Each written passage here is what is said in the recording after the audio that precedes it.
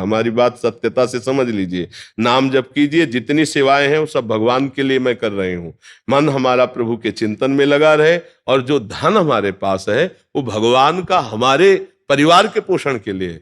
उसमें से अगर कोई भूखा आ जाता है तो उसे पवा। कोई बीमार आदमी, हमें लगता है कि आज हम सब्जी ना खरीदेंगे, इसकी दवा दे देंगे तो काम बन जाएगा, हम उसे दिखाई दे रहा है एक आदमी ठंडी से कांप रहा है तो हमारे 2 स्वेटर है, अगर एक स्वेटर दे देते तो काम चल जाए। ये है गृहस्थी में। अब जिनके पास बहुत है तो वो भी अपने हिसाब से करें। धन की मांग भगवान ने कहीं नहीं की है, बस भाव करना है कि मेरे प्रभु नाथ सकल संपदा तुम्हारी और मैं सेवक समेत सुतनारी। सब श्री हरि का है, हम कहां दें, किसको दें। जब जैसी प्रेरणा हुई वैसा कर दिया, नहीं तो सब कुछ प्रभु का है। ऐसे भाव में रहना चाहिए।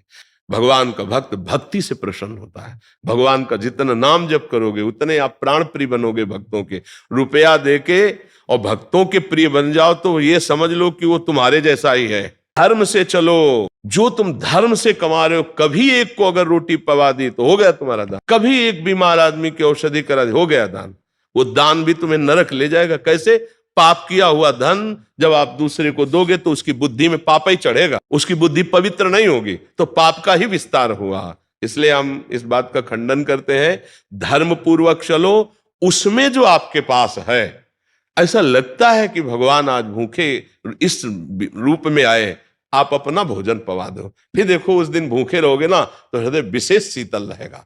आप अपना वस्त्र दे दो, कोई कांप रहा है सर्दी में, ये बात है।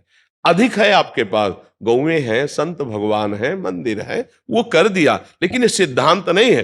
ईमानदारी से चलो और अपने परिवार का ही केवल पोषण कर रहे हो और नाम जप कर रहे हो, और कभी कभी कोई अतिथि संत भगवान आ गए, प्रसाद पवा दिया, कोई ठंडी है तो वस्त्र एक आध दे, हो गया आपका। गृहस्थी में नाम जप से बहुत जल्दी लाभ प्राप्त होता है।